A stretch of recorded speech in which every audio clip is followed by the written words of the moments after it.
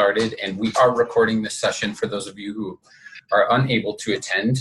Hopefully this will be helpful, more helpful, and not lead to more confusion. I think my intent behind this was to try and give you all a little bit more context and also some guidance so that we can have some high quality reports and progress reports in the next coming year. So again, I'm Spencer with the Department of Higher Ed, and I am so excited to be talking with you all. I haven't had a chance to connect with every single grantee, but I have communicated with most of you pretty regularly. And I know that this is not the ideal time of year for about half of you to be doing something like this and investing a load of your time into a webinar to do some reporting that's not even due for a couple of months. But I appreciate you taking time if you have. For those who are not here, like I said, we are recording. And so I'm going to go ahead and turn my camera off here in just a minute so we can go through some of these documents. But I just wanted to give you all a little bit of an overview of what we're going to be talking about today. So that said, there goes the camera. Basically what I'd like to do today is hold this session to make sure you all feel comfortable with the reporting document and offer an opportunity to clarify our expectations for the summer 2019 progress report, which is due July 30th. By the way, I'd like to say that we've gotten many shout outs and lots of interest in your projects, sometimes from representatives in your districts, sometimes from colleagues that have just been wondering a little bit more about your projects. And so this also helps us to serve that purpose, to get the word out about the good work you're doing. Before we get started, I wanted to remind you all about the upcoming OER training and conference, which will be held May 30th and 31st of this month. Registration has closed for the conference, but if you are a grantee and still have not registered, feel free to contact me ASAP and we'll see what we can do. If you haven't had a chance to look at the conference agenda, this is a draft version of the agenda that I'm scrolling through right now, but there are some really exciting speakers, and if you're unable to join us, I think it's really unfortunate because we are going to have some fantastic experts in the field and also some special guests that are going to be making some appearances, so we're really excited about that. That information can be found on the Open Educational Resources website. Again, this is our website if you all are familiar with the website. If not, please do familiarize yourself and share it with others. You can find the conference agenda and a little bit more about the conference regarding information on the conference there. Great. So I will be as brief as I can in this session, but I also wanted to cover each section of the report to help you all feel confident in completing the document, which is intended to be concise yet informative. I want you all to keep in mind, and the OER Council thought it was a good idea for me to remind you all, that there are essentially three goals of this report. One is to note project progress and any significant changes that you may have had to your grant proposal. Two is to keep you all on track and prepare for the final report, which will be due in May of 2020. As you know, with our timeline, May of 2020, that is when we expect you all to have used all of your funds. If not, those funds have to be returned to the state general fund, so they don't go back towards OER. So if you are making adjustments to your grant and your budget, this is an opportunity that we can kind of stay on track and help you all in doing that.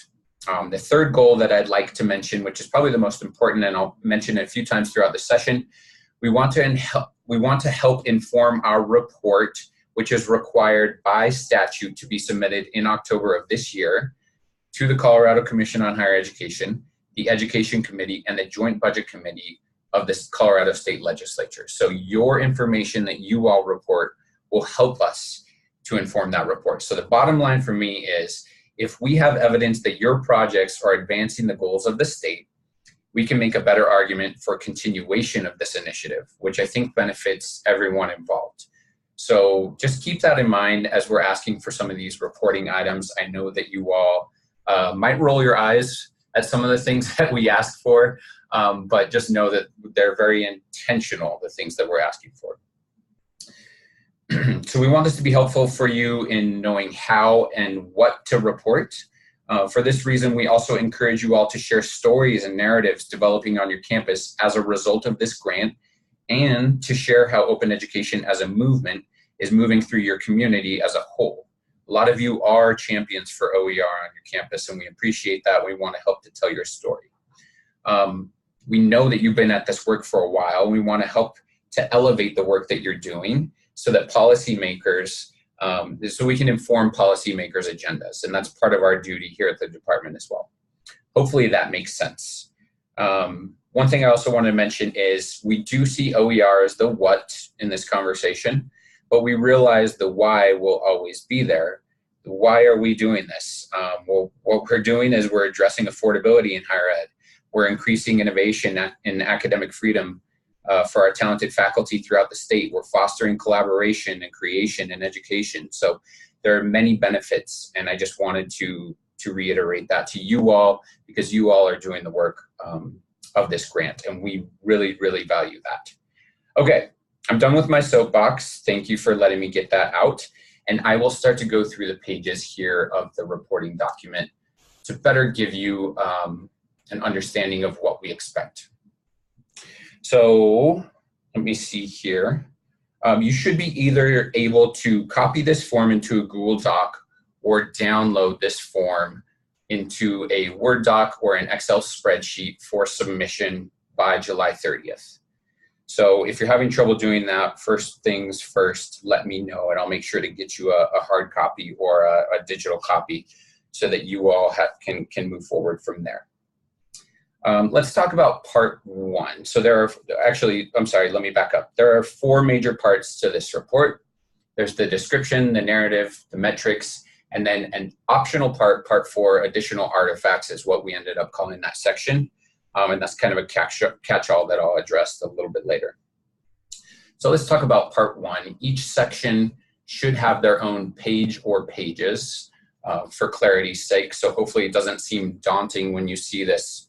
I think it's up to maybe 6 pages worth of template, but just know we were trying to separate them by page to keep it clearer for you all.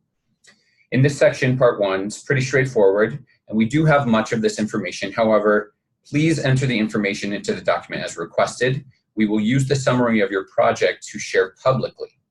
So we've gotten a lot of questions about the titles of your presentation or your projects, and people are super excited. There's lots of creative titles out there, but particular community members, or in some instances, some of our commissioners, we're trying to think of kind of collaboration amongst communities or maybe throughout systems, have tapped me and said, hey, can I hear more about that project? At that instance, I was able to connect them with the grantee, but we'd like to get that information out there publicly because we'd like to foster further collaboration for you all. So that's kind of what this section is all about.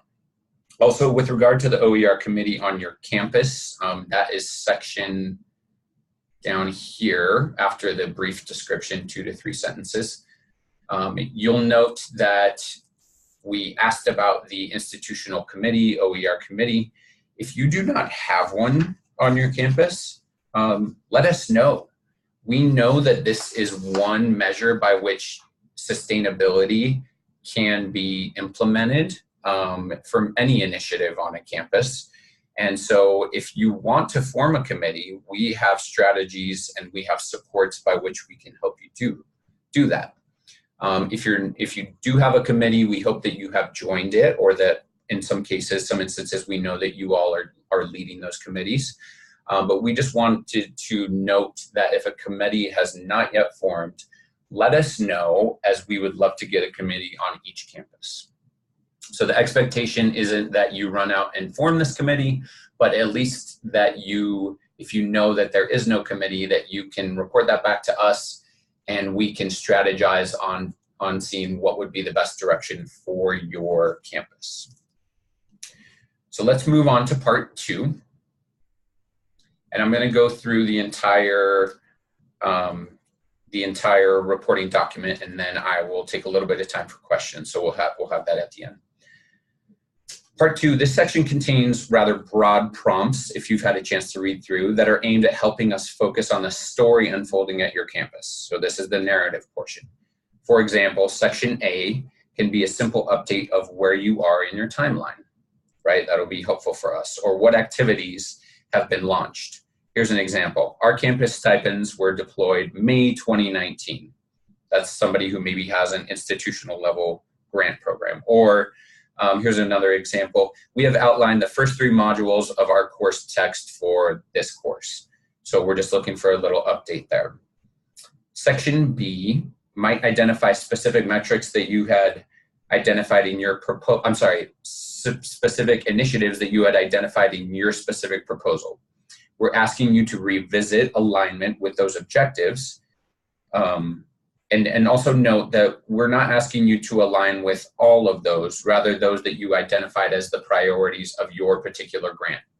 So these were taken from the grant, and we understand that some of you align with 1 or 2 or 3. Tell us a little bit more about where you are with that alignment. And if things have changed, most certainly report that. And I should mention also, you can type directly into this document. You can see the typed responses here portion. So no need to attach anything additional at this point. And what we're saying here is that, you can use these prompts here, and you shouldn't exceed more than 3 pages. If you need to, that's fine. But just to give you all kind of some peace of mind, we're not asking for an extended report at this time. Part C, furthering the mission of the CDHE, the OER Council, are contributing to key performance measures. I know that some of you may roll your eyes at this portion, and I've already heard from some grantees that are like, really? But really, this helps us to do the things that I mentioned, which are important to the report that we're writing.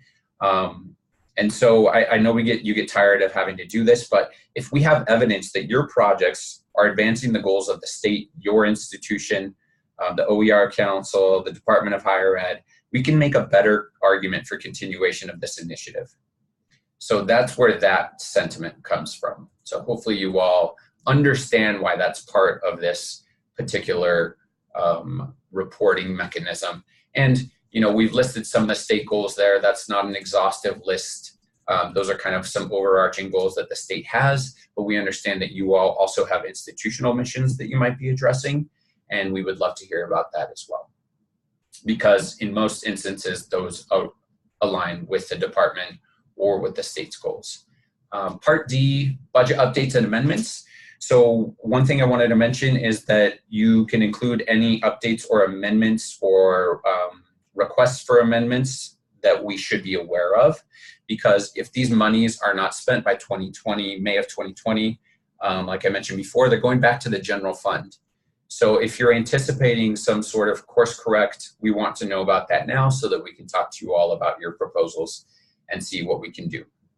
And then finally, in this section, section E or part E, we'd love to hear feedback on success and lessons learned, and any other feedback that you have for us. That would be fantastic. I'm also happy to receive feedback at any point, just via email or phone call. I like to think that I'm accessible, so give me a call or give me a ring whenever, but this is an opportunity to do that formally, and also pretty standard in grant reporting for those of you who are familiar. We'd love to hear about some little successes, some areas for improvement, and some lessons learned that we can carry forward into the next iteration of this grant, because we will be around for another couple of years.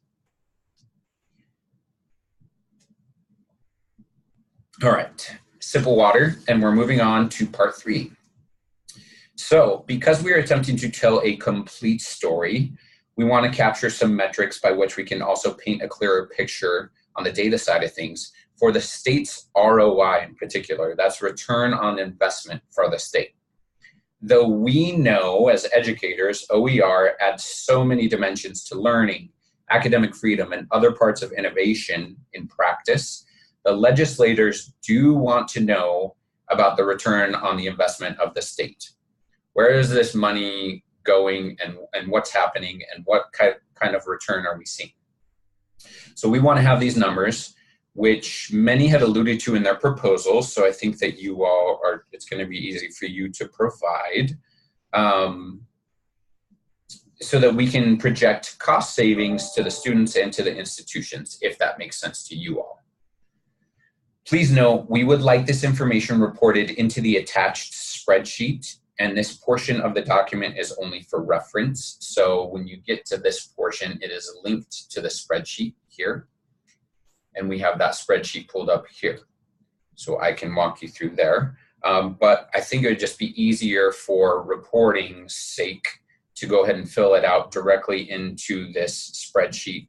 And I appreciate you all doing that. This spreadsheet at first had dozens of fields, and I wanted to give you all that context because I know it still seems like a little bit of a little lengthy, but hopefully you understand that we've whittled it down and we've simplified it, and we are only requiring the very, very minimum information. And that's in consultation with our research division here that helped us kind of hone in on what are those minimum metrics that we wanted to capture. So if you have more to report, by all means, let me know. If you are capturing institutional information and you'd like to share that with us, that is the case for some campuses, I understand. We'd love to have that information for the complete story, but this is for the grant, kind of the minimum bar. So I want to talk about tab 1, which shows the grant-funded OER course information and the ROI via key performance indicators. We have one example filled out in this document. So for example, and this is tab 1 here, please complete the information for grant-funded OER course. In this example, this course, HWE 100, was the course funded by the OER program, and we ask for the course sequence, which is a unique identifier to that course in case there are several sections of the course, and the link to the definition if you're working with your IR office or if you need to define that for yourself. It is linked at the department's website, so you can help determine what course sequence means in terms of your enrollment data or your course data, so that we can have that unique identifier reported. And that's important for if we're comparing multiple course sections, like I mentioned. And then the key performance indicators that we've landed on are here. So you can see that these folks reported $66.6 savings. They also said that there was 427 students enrolled in the fall of 2017. And the resources developed were curated materials made in-house. The resource being replaced was, I think, generically just put in as Pearson. You're welcome to put in the entire name of the text or any other compilation of text that you all are replacing or materials that you are replacing. Or if you didn't have a material, if this is something new, let us know about that. And then the first term implemented, we realized that you may not have implemented those resources quite yet, but you could go ahead and put your projected first term at this time, since this is a progress report. Not too painful, hopefully, for you all that were worried about this particular report. So I think that that's kind of the main gist of the OER grant funded programs, and that's tab 1. The other required tab is tab 2, in which we are asking for a comparison course. So what does that mean exactly? This would be a course that is non-OER, as stated right here where I'm kind of hovering over with my cursor, a non-OER comparison course. And as stated in this document, a comparison course would be a course the grantee deems comparable in terms of original costs and content of the now OER course. This could be an identical course being taught in a different section or with different non-OER materials. So again, if we had that course sequence, and I think in the first one it was 1, so perhaps in this one it's course sequence 2, but it's the same course. What we want to do is compare a non-OER course to that course. You can see the key indicators are just a little bit different here, but we're asking for pretty much the same information. That is helpful for us as we execute our analysis of the impact of the grant specifically. So that's why we're asking for this information. If you're finding that you don't have a comparison course, report that. Let us know. If this is the only course like itself and it's the only one that's running with OER as a result of this grant, great. Just let us know that. But we also know that many of these high enrollment courses likely have comparison courses that could either be the same course or comparable in cost or other criteria. So that is it for the required section of this metrics reporting. I did want to mention, however, another tab or two, and these are tabs 3 and 4, which are for non-grant funded OER courses. So we wanted to take this as an opportunity to capture further data on information that you all may have been collecting or may not have been. If you are collecting this information as an OER advocate on your campus, we'd be interested to hear the impact that OER has been having on your campus without regard to the grant. So we know, as I mentioned before, many of you have been at this work for years. So if there's a particular course that has a particular cost savings associated with that course, we'd love to hear about that to see how could we scale that at other institutions. Can we report that back and report you back as a shining star to the state legislature to say, this campus is really getting things done in this area. If a particular trend arises within a specific discipline or department, we would love to track that so that we can see how we might be able to continue the proliferation throughout the state. And what's your secret sauce, so to speak, and can we share that with other people? And so that's what tab 3 is all about, non-grant funded OER courses. And of course, in tandem with that, we would ask for a comparison course, which could be, comparison course that you used from previous example, or just something that matches up with this non-grant funded OER course. So hopefully that explanation gets at a little bit more detail with regard to what we're asking for in terms of metrics. Again, tabs 1 and 2 required, tabs 3 and 4 are not required, but encouraged. If you have that information, we would love to capture that information. And we figured, since we're bothering the experts now, we might as well ask them now instead of ask them later. Okay, so moving on to the final section of this reporting template, I should say, and that's part 4. So this part 4 is everything else you want to brag about associated with your OER initiative on your campus. Think about how students are involved, for example. If you have a particular student initiative that we'd like to hear about, report any links or any websites that you all have created. I know a number of libraries have their lib resource guides that are stellar, that are fantastic, and I am trying to get a collection of those so that we can kind of archive them and share them with others. So other campuses have even created their own OER site, so we would love to see that information. Any sort of supplemental events you've held on your campus. I know that a few campuses have come together and done some interinstitutional collaborative events. That's fantastic. We'd love to showcase that, and if you want to report that, that's fantastic. Did you do anything for Open Education Week? Feel free to report that. Anything that in your community and under your purview that you think could help enrich the report back to the commission to, again, help us provide evidence that your projects are advancing the goals of the state and this initiative is helping to do so. Those are appreciated and, again, not required. But just an opportunity for you all to brag. And I thought that might be kind of fun as well. And at future conferences, we'd love to showcase some of the work being done throughout the state in this conference at the end of this month. We have a couple of institutions presenting, but if you all are doing some neat things, we want to get you all out in front of others and highlight you and recognize you for your good work and for the work you're doing for the students and for your communities. So that is about it for the reporting document. I hope I have been brief but informative. With all that covered, I'd be happy to take questions if they're to the general benefit of the group.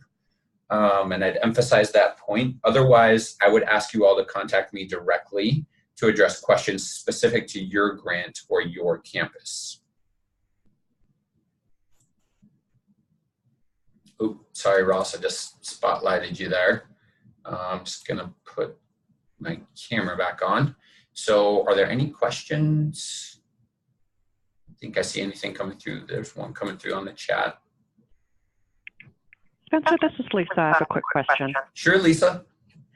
Can you address the note on part 2 about student information? Yes. So CDHE currently requires student information to be submitted safely and securely through our designated delivery system. Any reports sent via email or other systems will not be accepted. So basically what we're asking is don't report, and we can make this clearer too, Lisa, thank you for pointing that out. Please don't report any PII data. And so that would be any student numbers. And I know that you all are you know, you're well-trained, let's say, by your administration for data security, but we sometimes will get in these reports too much information, TMI, on specific student level information. And so we're not asking for student level data is essentially what we're trying to say. Is that helpful? Yes, thank you. Okay, and thank you for pointing that out. We can make that clearer.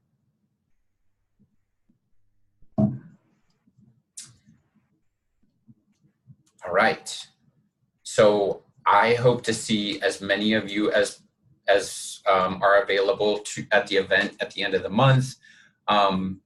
Like I said, we're super excited to have some really well-known national experts coming in.